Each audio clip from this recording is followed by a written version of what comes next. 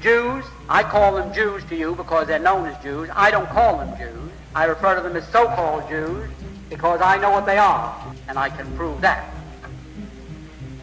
The Eastern European Jews, who form 92% of the world's population of those people who call themselves Jews, were originally Khazars. They were a warlike tribe that lived deep in the heart of Asia. And they were so warlike that even the Asiatics drove them out of Asia into Eastern Europe. And to reduce this so you don't get too confused about the history of Eastern Europe, they set up this big Khazar kingdom, 800,000 square miles. Only there was no Russia, there were no other countries, and the Khazar kingdom was the biggest country in all Europe. So big and so powerful that when the other monarchs wanted to go to war, the Khazars would loan them 40,000 soldiers. That's how big and powerful they were. Now, they were phallic worshippers. Now, it was their religion, the way it was the religion of many other pagans or barbarians elsewhere in the world. Now, the king became so disgusted with the degeneracy of his kingdom that he decided to adopt a so-called monotheistic faith, either Christianity, Islam, the Muslim faith, or what is known today as Judaism, really Talmudism. So, like spinning a top, he said, eeny, meeny, miny, mo, and he picked out so-called Judaism. And he opened up synagogues and schools in his kingdom of 800,000 square miles, and maybe 10 to 20 million people, and they became what we call Jews. There wasn't one of them that ever had an ancestor that ever put a toe in the Holy Land, not alone in Old Testament history, but back to time, the beginning of time. Not one of them. That is the foundation of all the misery that has befallen the world.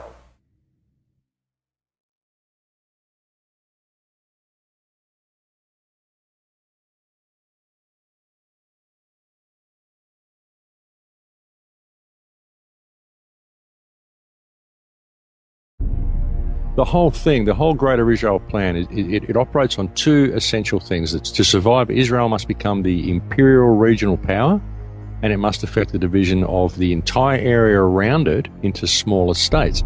They stir up sectarian hatred, they divide the whole place into smaller states, and then all these smaller states are fighting each other, and so that kind of legitimizes Israel's existence because it appears to be the only stable force in the area when it's the one who's gone and destabilized the whole thing.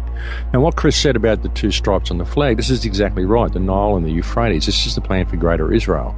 And it includes Syria, it includes Jordan, it includes the top of Saudi Arabia, half of Iraq, parts of Lebanon.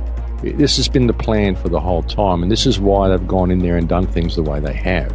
It's all part of the Greater Israel Project. And even there was another document that was called Israel's Sacred Terrorism. It was written by a man called Livia Rakash. And it's based on the memoirs of Moshe Sharett, former Prime Minister of Israel. And it basically outlines the 1978 invasion of Lebanon to a T. It's exactly what they did, and it's kind of a smaller, condensed version of this Yinon plan. And the Yinon plan was also outlined by, way back as far as Theodore Herzl.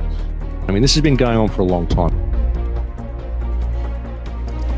This scenario is borne out by none other than Prime Minister David Ben-Gurion, one of the great founders of Israel.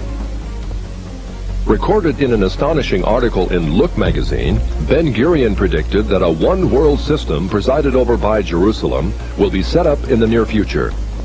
All continents will become united in a world alliance, at whose disposal will be an international police force. All armies will be abolished, and there will be no more war. In Jerusalem, the United Nations, a truly united nations, will build a shrine of the prophets to serve the federated union of all continents.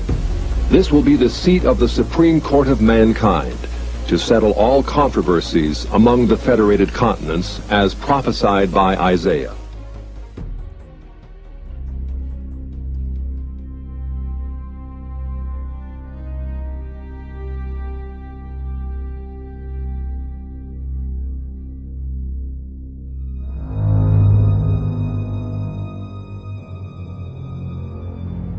what we're dealing with here, like when you look at the whole Khazar Empire, that's who these people are. They're Khazars, and they've basically hijacked everything. They've infiltrated into Christianity, they've infiltrated into Judaism, they've probably even infiltrated into Islam.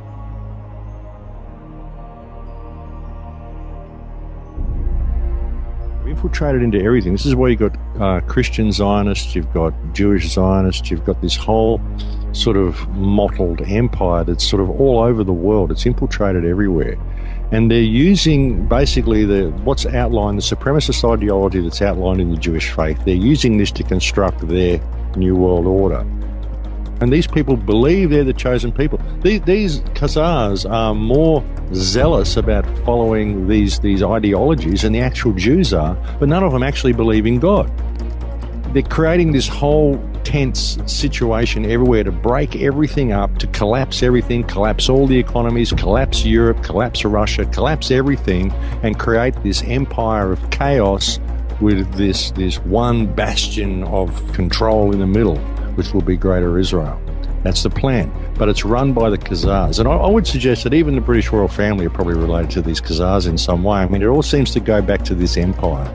All the research that I've done over the years, going back through Hebrew lines and going back looking at what happened in Egypt and so many things, this Khazar history is the most hidden history and the most repressed history anywhere.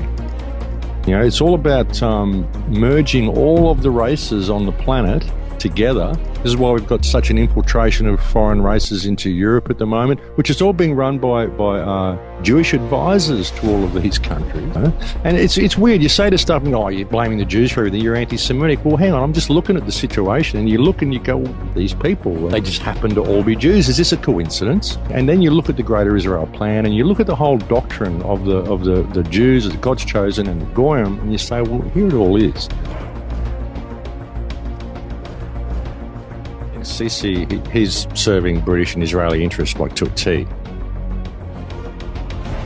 He's doing just as bad, even more damage to Gaza than Israel, because these are Arab brothers. These should be supporting these people. And he's closed all the borders off, like you say. He's bulldozed all those homes. He's even thinking of digging a moat, as I was saying before, so they can't possibly dig any tunnels because they'd have the weight of water above them.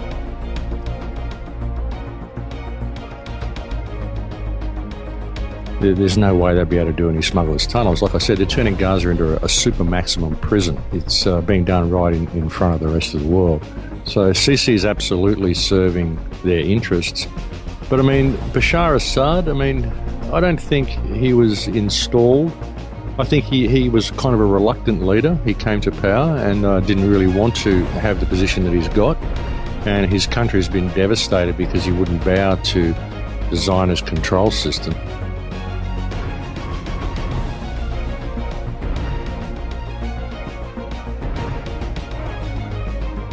I mean, this whole ISIS thing, ISIS is sprung out of nowhere, exactly when Israel needed it. It's paved the way for Western intervention to go and carpet bomb the whole Arab world. So, who's controlling this? They're saying they're Muslim extremists. They're not Muslim extremists at all. They're killing Muslim people. They're killing women and children, all of these things that are banned by the Quran. They say if you do this, then you go to hell for all eternity. So obviously they're not religious extremists. They're just extremists. I would suggest that ISIS probably stands for Israeli Secret Intelligence Services. It's just a new boogeyman because bin Laden had run out of steam, Al-Qaeda had run out of steam. But ultimately it's all a product of the West anyway. These are the same people that they had in Libya, the same people in Syria.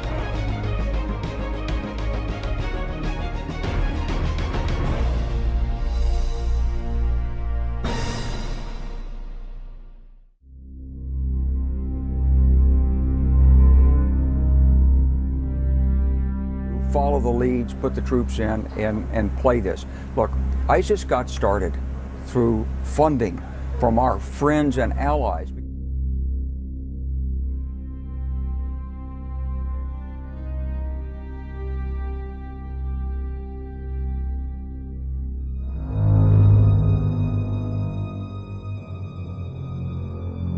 So with the additional steps I ordered last month, we're speeding up training of ISIL forces, including volunteers from Sunni tribes in Anbar province. So with with the additional steps I ordered last month, we're speeding up training of ISIL forces, including volunteers from Sunni tribes in Anbar province.